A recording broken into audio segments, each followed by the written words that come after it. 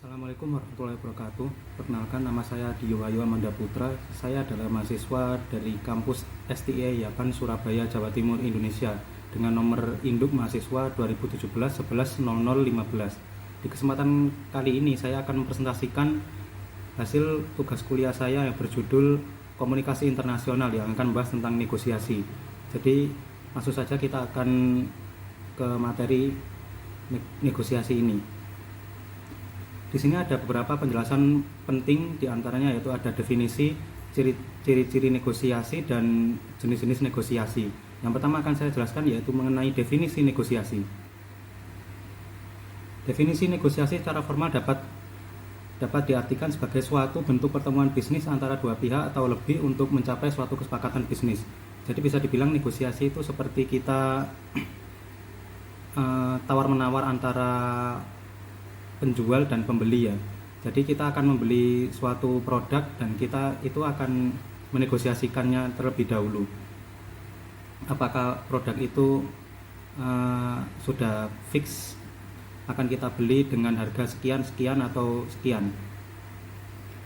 Dan secara umum negosiasi merupakan perundingan antara dua pihak di mana di dalamnya terdapat proses memberi, menerima, dan tawar-menawar. Dan yang kedua adalah jenis-jenis negosiasi. Jenis-jenis negosiasi ini diurutkan berdasarkan situasi, yaitu ada negosiasi formal, negosiasi non formal atau informal, negosiasi dengan pihak penengah, negosiasi tanpa pihak penengah.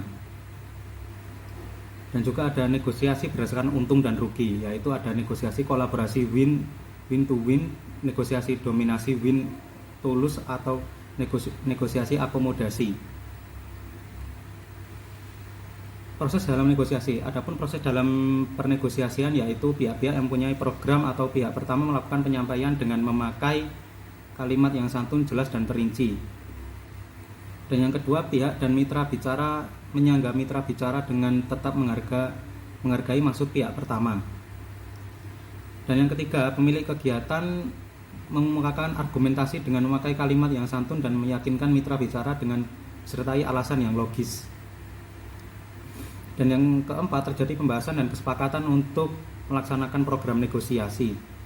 Dan yang kelima, hal yang sangat berpengaruh dalam kegiatan negosiasi adalah filosofi yang menginformasikan bahwa dari masing-masing pihak yang terlibat. Pendekatan negosiasi internasional yang merespon perbedaan budaya. Kemampuan negosiasi dengan pengaruh kebudayaan yang berbeda adalah suatu hal yang perlu diketahui dan diidentifikasi. Orang dari negara berbeda mempunyai nilai sikap dan pengalaman berbeda. Mereka mempunyai kekuatan dan juga kelemahan yang berbeda satu sama lain. Dan ia pun juga harus menyadari apa yang merupakan kekuatannya dan juga mempraktekkan keterampilannya dalam bernegosiasi kepada orang-orang di sekitarnya. Seperti contohnya kita akan mengambil budaya Amerika. Budaya Amerika pada umumnya diidentifikasikan dengan kecenderungan memiliki ciri-ciri sebagai berikut. Yaitu satu, percaya diri, dan yang kedua straight to the point, langsung ke pokok pembicaranya. Jadi orang luar di sana itu lebih menyukai kita itu tidak perlu basa-basi. Kalau seandainya kita langsung bicara to the point, mereka akan menghargai satu sama lain ya. Kalau kita kebanyakan basa-basi, mungkin mereka akan menganggap kita itu hanya berbicara omong kosong dan penuh dengan kebohongan yang nyata lah seumpama. Kemampuan tawar-menawar dan juga minatnya pada sistem paket. Dan juga ada gaya budaya Jerman, gaya yang teliti dan sistematik. Persiapan mereka sangat matang untuk melakukan negosiasi itu. Dan juga penyampaian masalah dan penawaran dengan jelas dan tegas. Gaya budaya Inggris mempunyai kecenderungan ciri-ciri sebagai berikut. Cenderung amatir dan berbeda sekali dengan gaya Amerika. Kurang adanya persiapan. Baik hati, ramah, suka bergaul, menyenangkan, luwes, dan tanggap terhadap inisiatif. Dan juga kita akan bicara tentang gaya budaya Cina. Mempunyai kecenderungan ciri-ciri sebagai berikut. Atletis terhadap wajah diri, penampilan, harga diri yang sering ditunjukkan dengan kemewahan. Jadi orang Cina itu lebih suka kita mempunyai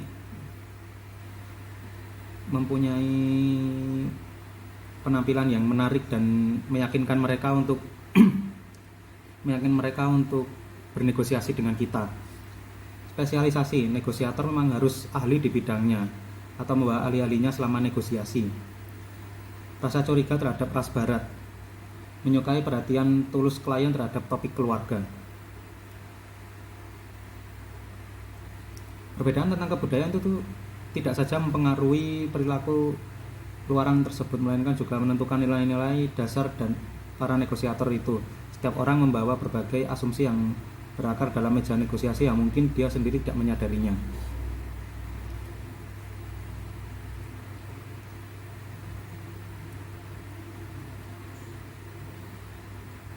Dan saya akan menjelaskan tentang negosiasi formal. Negosiasi formal merupakan negosiasi yang terjadi dalam situasi formal. Ciri-ciri negosiasi formal adalah adanya perjanjian atau hitam di atas putih yang sah secara hukum. Oleh karena itu, mungkin pelanggaran terhadap perjanjian yang telah disepakati oleh para negosiator ini mungkin akan memberikan efek negatif pada setiap individu masing-masing. Dan mungkin hanya itu yang bisa saya sampaikan mengenai komunikasi internasional negosiasimu. Bila ada salah kata dari saya, mohon dimaafkan. Akhir kata saya, wassalamualaikum warahmatullahi wabarakatuh.